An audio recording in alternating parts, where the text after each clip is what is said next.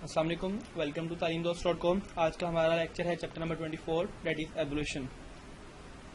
Evolution का अगर हम एवोल्यूशन की बात करें, एवोल्यूशन है क्या? तो एवोल्यूशन बेसिकली एक ऐसा प्रोसेस है जो कि बहुत ज़्यादा स्लो है। With the passage of time organisms का सिंपल से कॉम्प्लेक्स फॉर्म में चेंज होना, आहिस्ता आहिस्ता अपनी शेप को, अपने स्ट्रक्चर को, अपनी फिजियोलॉजी को चेंज करना एवोल्यूशन कहलाता है। तो हम देख सकते हैं कि evolution refers the process that have transformed life on earth from its earlier form to the vast diversity that we observe today।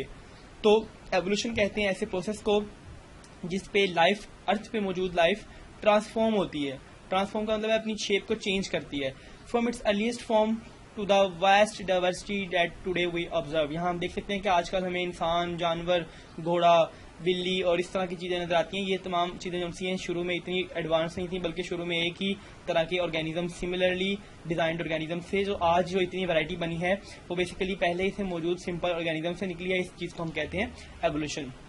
तो एवोल्यूशन की अगर हम बात करें तो इसमें हमारे पास कुछ साइंटिस्ट आते हैं जिन्होंने इस पर बहुत काम किया, जिनमें फर्स्ट ऑफ ऑल डार्विन का नाम आता है। डार्विन ने एवोल्यूशन का आइडिया सबसे पहले दिया था और डार्विन ने कहा कि जो तमाम स्पीशीज आजकल हमें नजर आती हैं ये इवोल्व होती हैं पहले से मौजूद स्पीशीज से, और इन स्पीशीज को हम कहते हैं एंसेस्ट्रल स्पीशीज, यानी कि अबाओ अजदाद की स्पीशीज। तो डार्विन प्रपोज करते हैं एक एवोल्यूशन का मैकेनिज्म जिसे हम कहते हैं नेचुरल सिलेक्शन। इसको हम आने वाले टॉपिक में डिटेल में डिस्कस करेंगे। Concept of evolution versus special creation. जब हम बात करते हैं ओरिजिन्स ऑफ स्पीशीज की, कि आजकल जो इतनी डिफरेंट स्पीशीज हमारे पास नजर आती हैं ये कैसे जनरेट हुई हैं, तो हमारे पास दो स्कूल ऑफ थॉट्स आते हैं। 19th सेंचुरी में ये काम बहुत अरूज पे था। डिफरेंट तरह के लोग थे, उनके डिफरेंट ख्यालात थे, और उनमें से कुछ लोग थे जो क्रिएशनिस्ट कहलाते थे, यानी कि ये वो लोग थे जो ये बिलीव रखते थे कि स्पीशीज को क्रिएट किया गया। जैसे कि वी मुस्लिम्स हम ये बिलीव रखते हैं कि तमाम मखलूकात को पैदा किया गया, तो यही साइंसदान जिनका ये बिलीव था इन्हें हम कहते थे क्रिएशनिस्ट, यानी कि ये कहते थे कि तमाम ऑर्गेनिज्म जो हैं ये मार्ज वजूद में आए हैं ऐसी ही फॉर्म में जैसे कि ये पैदा किए गए हैं, यानी कि नेचर ने इन्हें इसी तरह से पैदा किया है।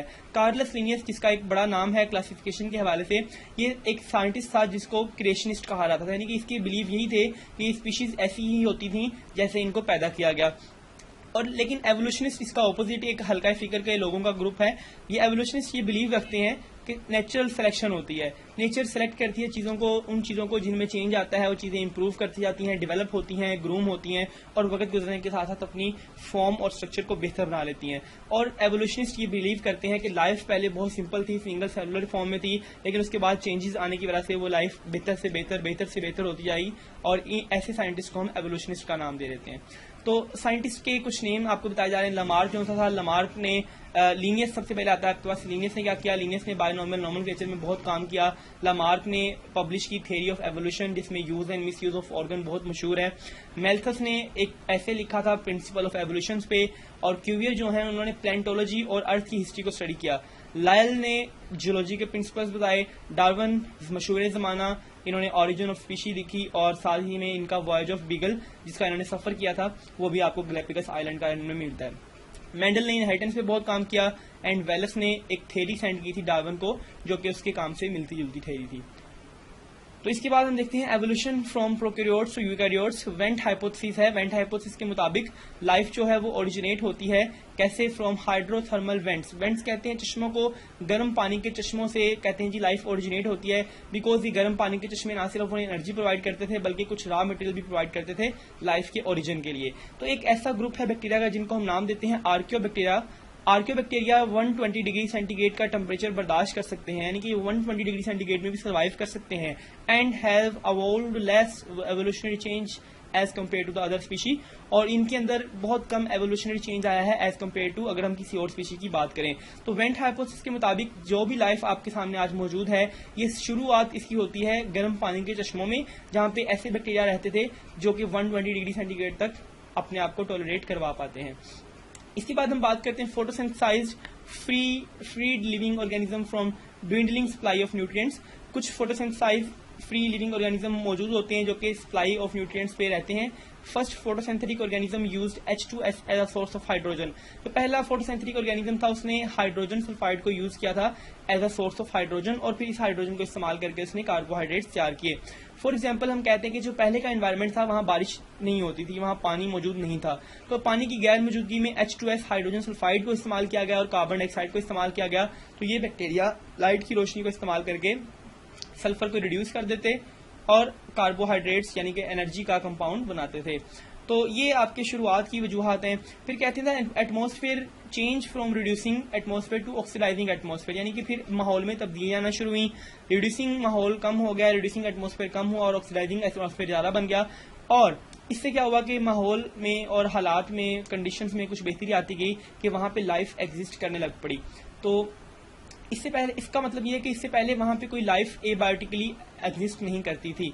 फर्स्ट सेल वर सिंपली प्रोकैरियोट, पहला जब सेल जो मार्जे वजूद में आया वो सिंपल प्रोकैरियोट सेल था जिसमें ट्रू न्यूक्लियस भी मौजूद नहीं होता, और ये 3.5 बिलियन ईयर्स अगो पहले की बात है। फिर 1.5 billion year ago eukaryote cells develop हुए, यानी कि 1 बिलियन साल तक प्रोकैरियोट सेल ही अपने आप को संवारते रहे और उसके बाद वो एक यूकैरियोट सेल में कन्वर्ट हुए।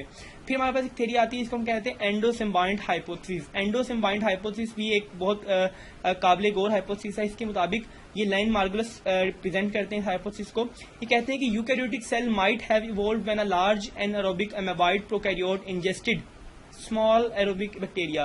कहते हैं जी हो सकता है कि यूकैरियोटिक सेल तब मार्जे वजूद में आया हुआ हो जब एक लार्ज एन एरोबिक एमेबाइड ने इंजेस्ट कर लिया स्मॉल एरोबिक बैक्टीरिया, और फिर उसको बजाय इसके कि डाइजेस्ट करता उसको, बल्कि उसको अपनी बॉडी में स्टेबलाइज कर लिया। यानी कि एक लार्ज बैक्टीरिया ने एक छोटे से बैक्टीरिया को अपनी बॉडी का हिस्सा बना लिया। अब इससे क्या होगा, इस बैक्टीरिया की जो क्वालिटीज थी, आया कि वो रेस्पिरेशन करता था, एरोबिक बैक्टीरिया था, तो अब ये एरोबिक बैक्टीरिया इस एन एरोबिक के अंदर जाके अपना काम जारी रखेगा और इससे इसको भी एरोबिक रेस्पिरेशन की क्वालिटीज मिल जाएंगी।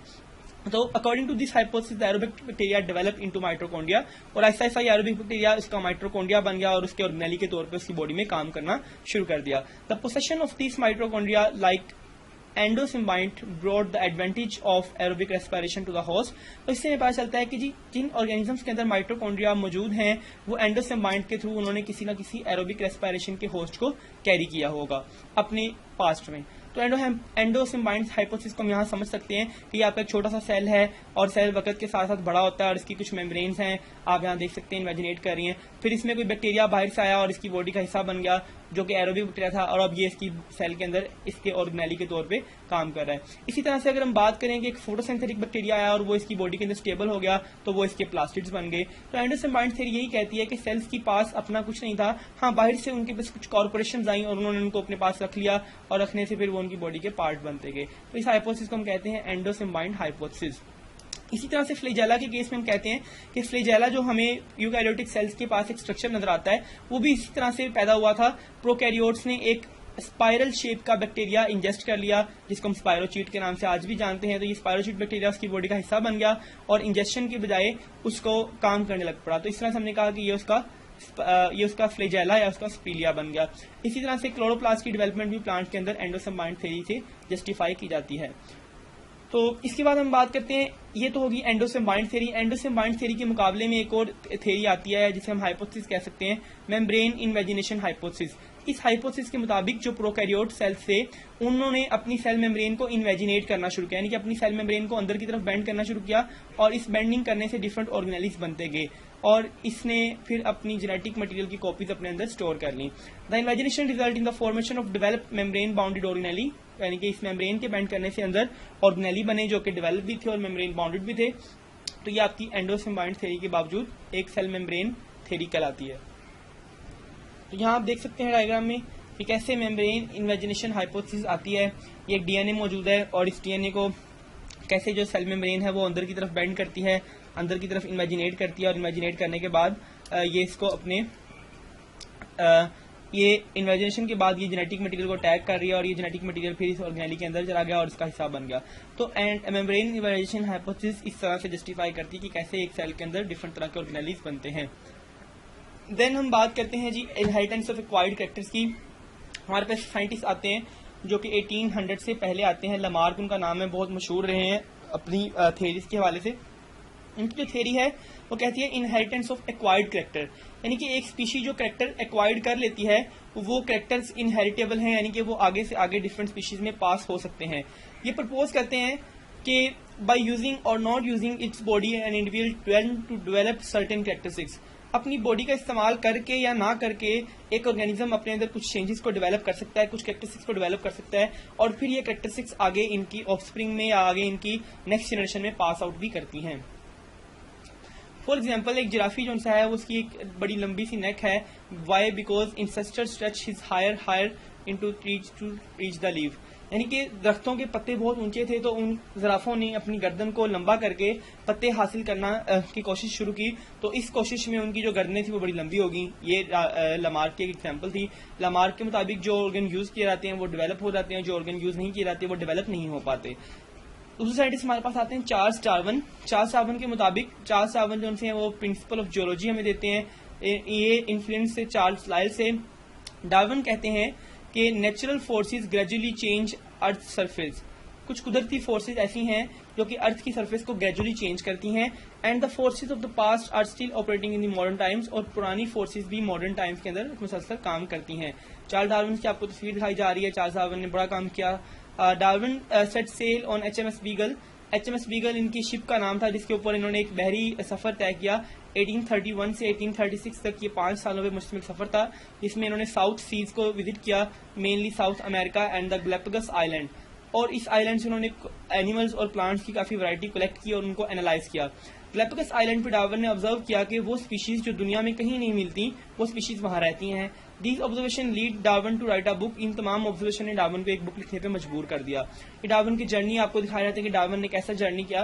डार्विन का जो जर्नी था वो बेसिकली यहाँ से स्टार्ट होता है। डार्विन इस पोर्शन से होता होता होता यहाँ तक मूव करता है, इसके बाद यहाँ पे टूर जाता है और फिर वापस आके ये इस गैलापागोस आइलैंड्स को विजिट करता है।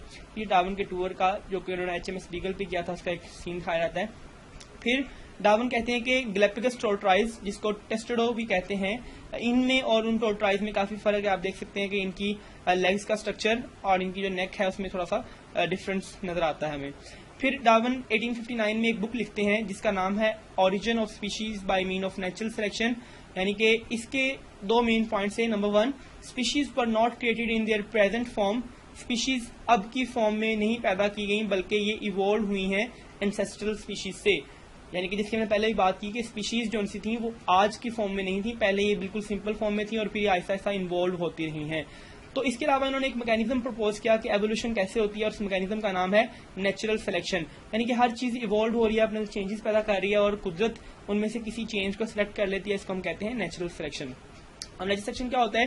कहते हैं जी हर चीज चेंज हो रही है और चेंज अच्छा भी होता है और बुरा भी होता है। वो ऑर्गेनिज्म जिनके पास फेवरेबल ट्रेड्स हैं, जिनके पास काबिले जिक्र और अच्छी ट्रेड्स हैं, नेचर उन ट्रेड्स को या उन ऑर्गेनिजम्स को सिलेक्ट कर लेती है और फिर उन ऑर्गेनिजम्स को जो कि माहौल के मुताबिक सूटेबल हैं वो ज्यादा जिंदा रहते हैं और दूसरे ऑर्गेनिज्म आहिस्ता आहिस्ता खत्म होना शुरू हो जाते हैं। इस तरह से हमारे पास एक डिफरेंशियल रिप्रोडक्शन आ जाती है, यानी कि ऐसी रिप्रोडक्शन जिसमें एक खास किस्म को फायदा हो और एक खास किस्म खत्म हो जाए।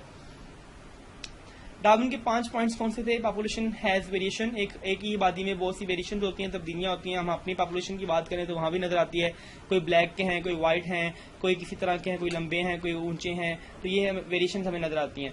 सम वेरिएशन आर फेवरेबल, कुछ वेरिएशन बहुत ज्यादा अच्छी होती हैं, फेवरेबल होती हैं। Some offspring are produce then survive, कुछ ऑफस्प्रिंग ऐसी होती हैं जो पैदा तो होती हैं और फिर सर्वाइव भी कर जाती हैं। Those that survive have favourable traits, और जो सर्वाइव करती हैं उनके पास फेवरेबल ट्रेड्स होती हैं, यानी कि जो चीज फेवरेबल होगी, जो चीज फिट होगी वही सर्वाइव करेगी। इस चीज को हम कहते हैं सर्वाइवल ऑफ फिटेस्ट। डार्विन ही का पॉइंट था।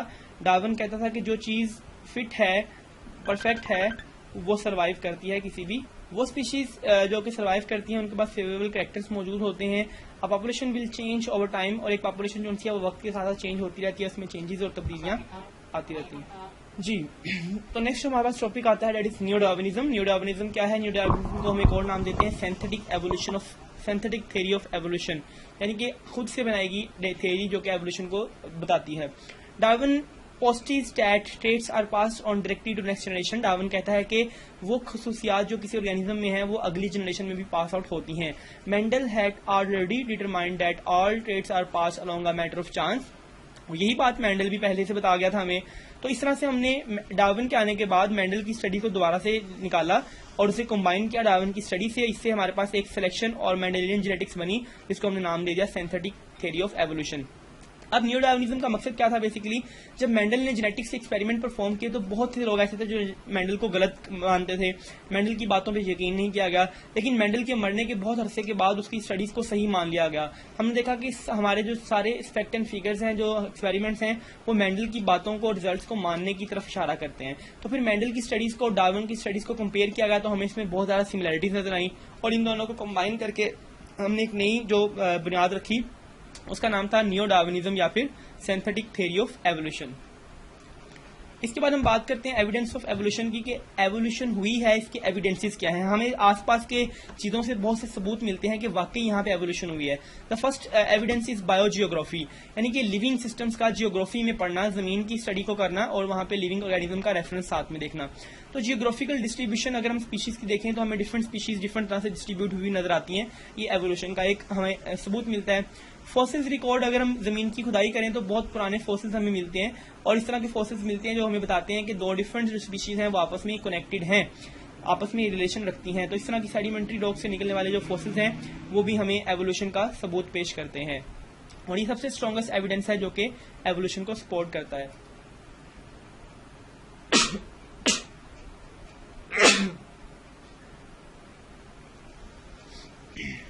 तो eastern long neck turtle evolution की बहुत अच्छी एग्जांपल है हमारे पास। इसके अलावा कंपैरेटिव एनाटॉमी है।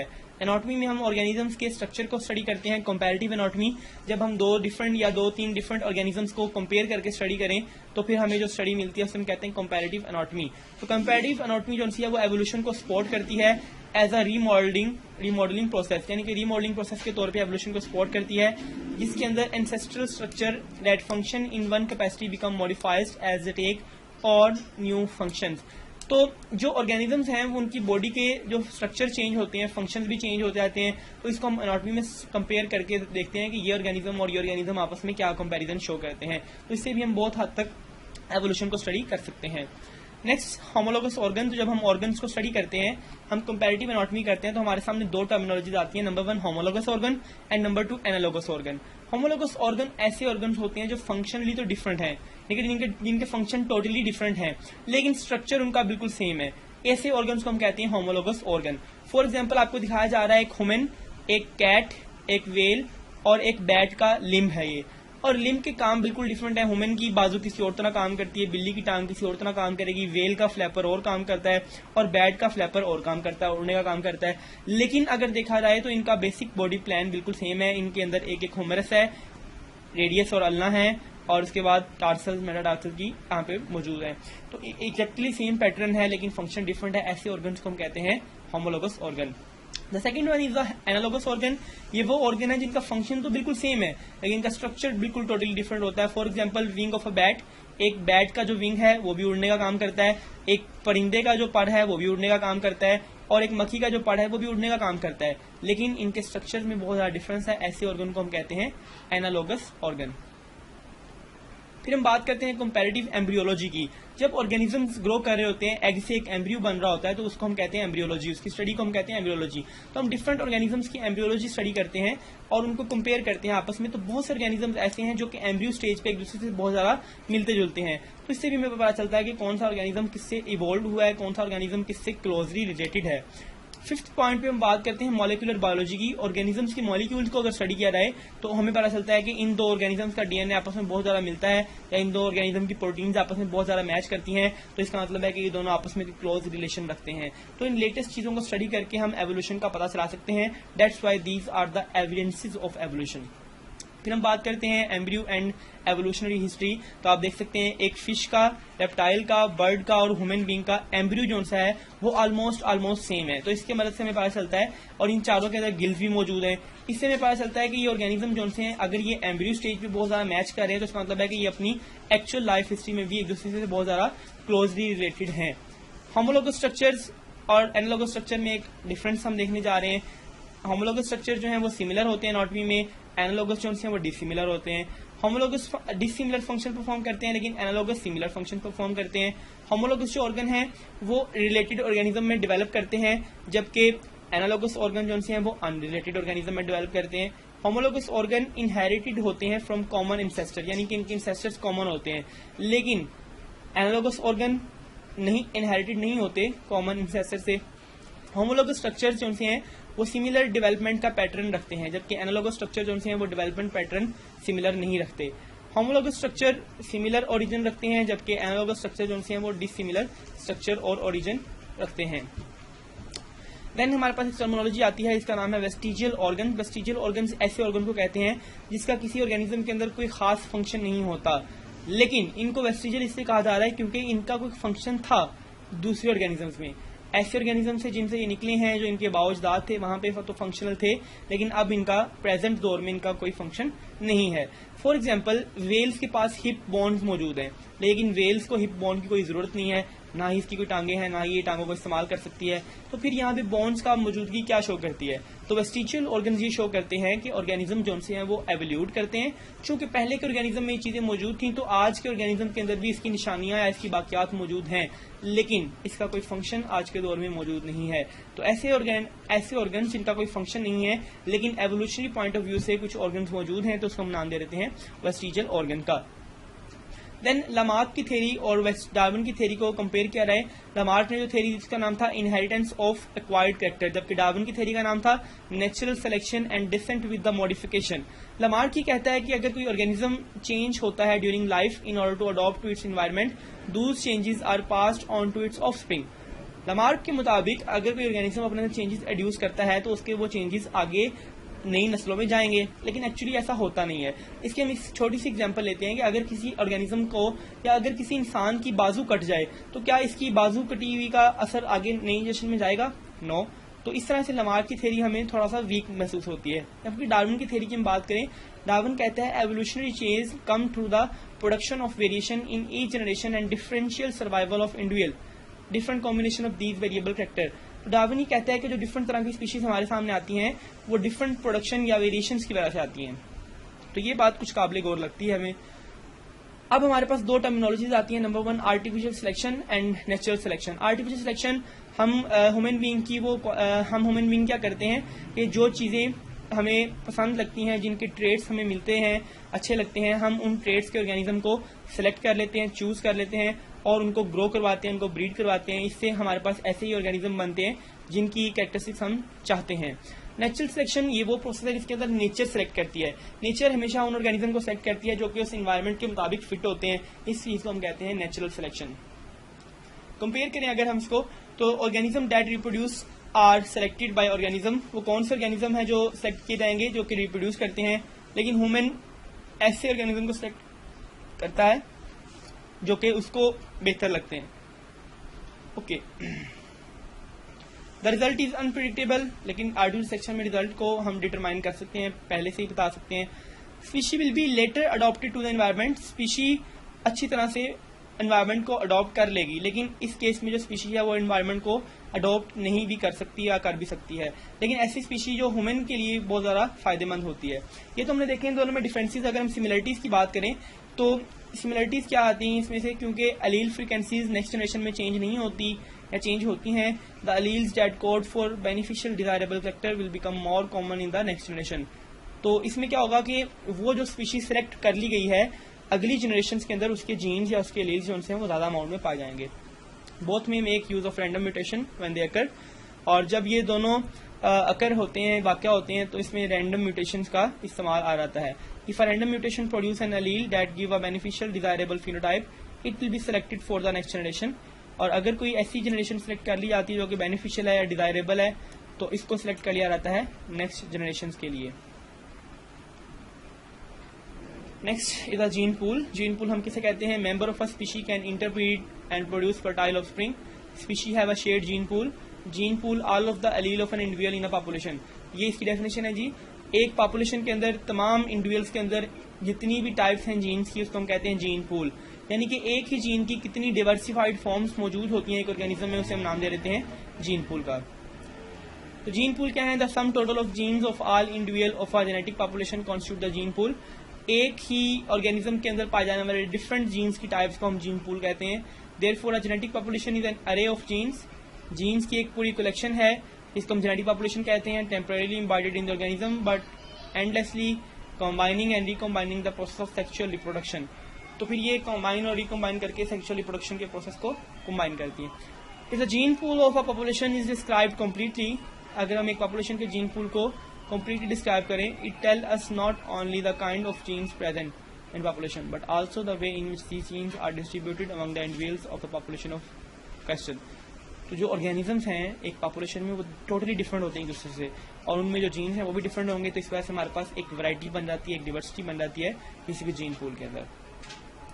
Then for example, if we want to know the genetic information about the smoothness and wrinkling of pea seeds in the gene pool of pea population, it is possible to know exactly the proportions of the smooth allele and the wrinkle allele, how these allele are distributing among the individual. तो एक organism की population के अंदर हम ये देख सकते हैं कि स्मूथनेस कितनी है, रिंकलनेस कितनी है, और उनकी कैलकुलेशंस करके हम एग्जैक्ट वैल्यूज निकाल सकते हैं कि कौन सा जीन कितनी फ्रीक्वेंसी के साथ किसी पॉपुलेशन में अपीयर हो रहा है. तो बहुत से जीन ऐसे हैं जो बहुत ज्यादा होंगे.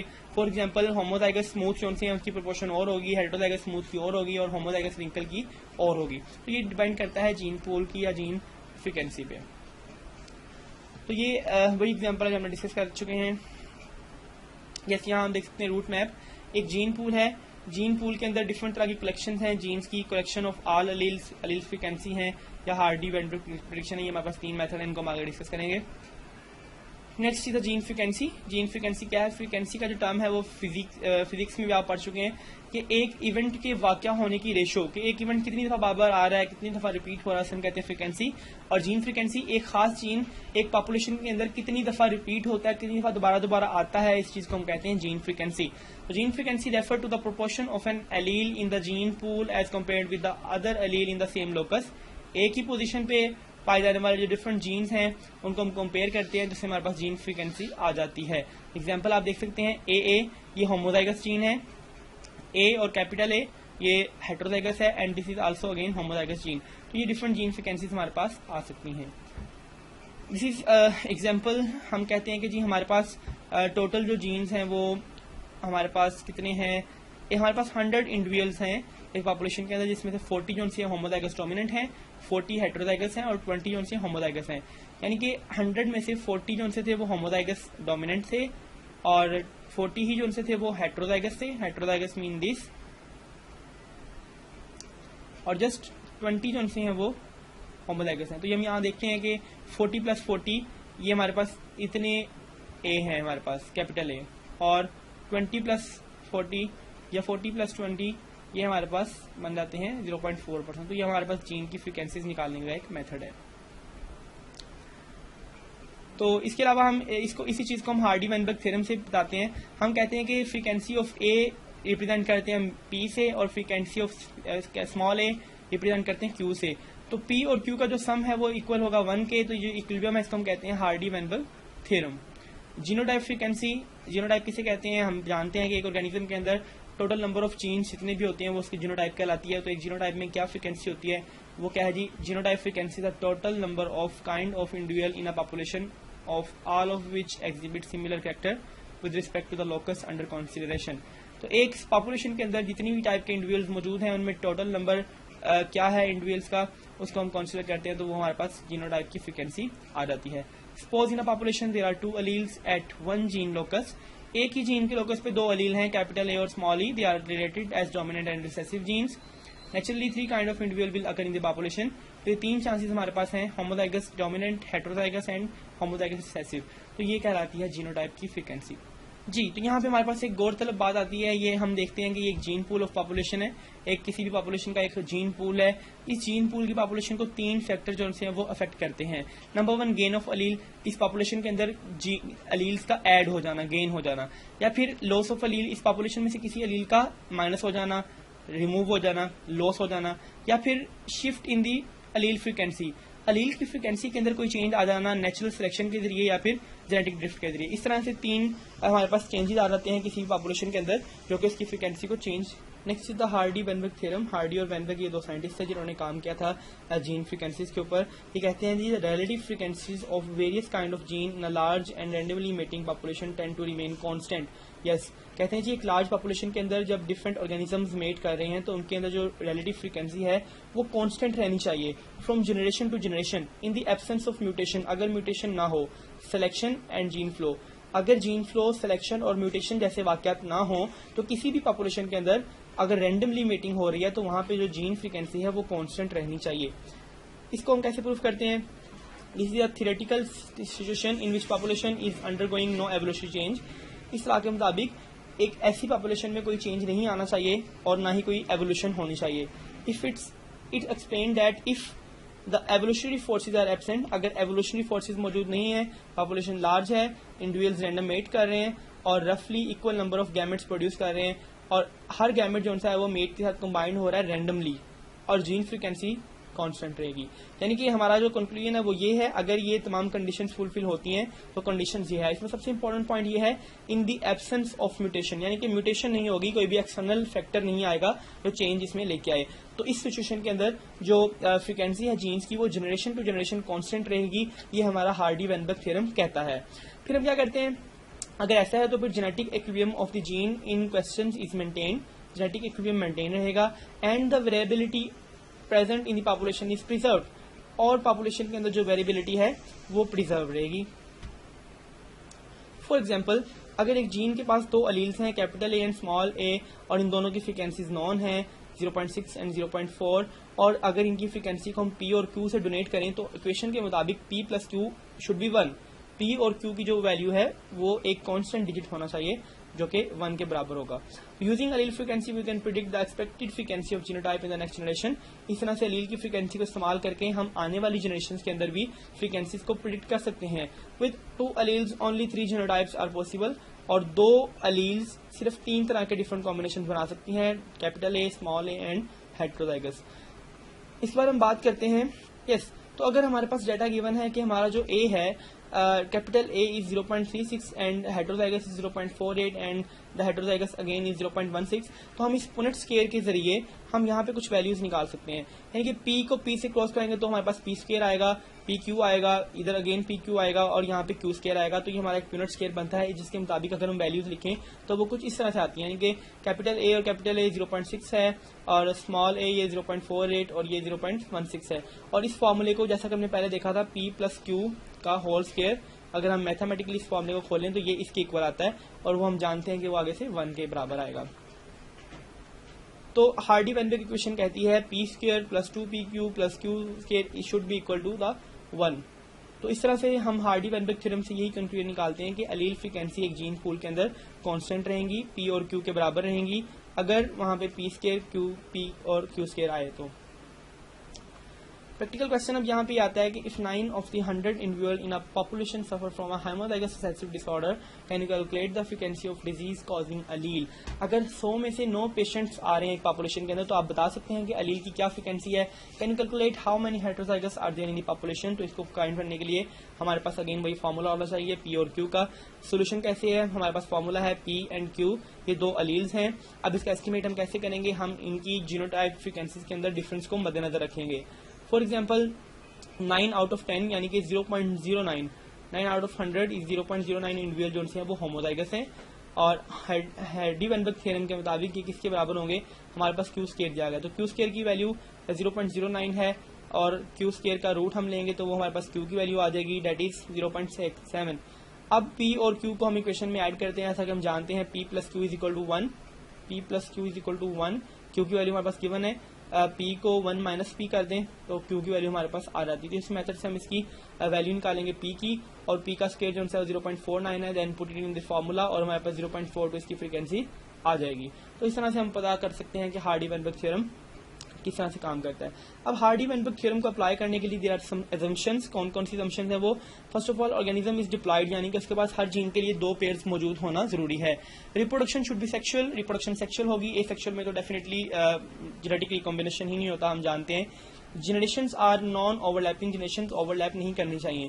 Meeting occur at random meeting होनी चाहिए। Population size should be very large, migration is 0 and mutation is 0। इन 2 फैक्टर्स से हम जो एक्सटर्नल फैक्टर्स हैं उनको हम 0 कर रहे हैं, यानी कि बाहर से म्यूटेशन आने के कोई चांसेस नहीं होंगे। Changes in gene frequency, gene frequency में कैसे चेंज आ सकते हैं उसके कुछ वजूहात हैं, वो हम देखते हैं क्या वजूहात हैं। फर्स्ट ऑफ ऑल म्यूटेशन हम जानते हैं चेंज की बेसिक वजह म्यूटेशन ही हुआ करती है। Then natural selection, population size, genetic drift, environmental diversity, migration and non random mating pattern. ये 6-7 जो फैक्टर्स हैं ये किसी भी पॉपुलेशन के अंदर डिफरेंस जीन्स ला सकते हैं। देन हम बात करेंगे एंडेंजर्ड स्पीशीज की। एंडेंजर्ड स्पीशीज कहते हैं ऐसी स्पीशीज को जिसको खतरा लाहक है कि वो एक्सटिंक्ट ना हो जाए। एक्सटिंक्ट से क्या मुराद है? ऐसी स्पीशी जो कि नापैद हो जाए, जो कि अपना वजूद खो दे, इसको हम कहते हैं एक्सटिंक्ट स्पीशी। तो ऐसी स्पीशीज जो कि अभी इस खतरे में है कि वो कुछ देर के बाद एक्सटिंक्ट हो सकती हैं, उन्हें हम कहते हैं endangered species. Causes of extinction, extinction की कॉजेज क्या है? First of all habitat loss, कि उनका हैबिटेट खत्म हो जाता है, वो रहने के काबिल कोई जगह नहीं मिलती उन्हें। इलीगल किलिंग, बहुत गैर जरूरी शिकार। पेस्टिसाइड या पोल्यूशन, इसकी वजह से भी वो चीजें मरती हैं, जहर की दवाइयों से जो हम पौधों पर स्प्रे करते हैं, या पोल्यूशन वगैरह की वजह से। क्लाइमेट चेंज, आबोहवा में आने वाला चेंज, और डिजीज, बीमारी वगैरह की वजह से भी चीजें जो हैं वो एक्सटिंक्ट कर जाती हैं। Endangered species of Pakistan, Pakistan में कौन सी चीजें एंडेंजर्ड हैं? चीता है, टाइगर है, एशियन लाइन है, इंडियन रेनो है, चीयर फीजेंट है, क्रोकोडाइल, ग्रेवियल। ये सारी चीजें जो उनकी एक्सटिंक्ट होने वाली हैं, यानी कि इनको खतरा लाहक है कि ये पाकिस्तान से खत्म हो सकती हैं। इसके बाद इंडस डॉल्फिन है, इंडस डॉल्फिन, ब्लैक बक है, कॉमन लेपर्ड है, ग्रेट इंडियन बस्टर्ड है, हुबारा बस्टर्ड है, white head duck, marble teal. ये ऐसी स्पीशीज है, ये एक्सटिंक्ट तो नहीं है लेकिन एक्सटिंक्शन के करीब है। Endangered species have been recorded to be more than 500. Pakistan में 500 से ज़्यादा प्लांट्स ऐसे हैं जो कि एंडेंजर्ड हो रहे हैं और ये रिकॉर्ड में हैं। इसके अलावा रिकॉर्ड के अलावा बहुत से होंगे जो कि हमारे पास रिकॉर्ड में मौजूद नहीं है। तो this is all about for a chapter of the evolution. Chapter पढ़ने के बाद आपके कुछ कंसेप्ट क्लियर हुए हैं। मजीद प्रैक्टिस के लिए आपने क्वेश्चन आंसर लाजमी सॉल्व करने ताकि आपकी बहुत अच्छी सी तैयारी हो सके। Thank you so much and अल्लाह हाफ़िज़।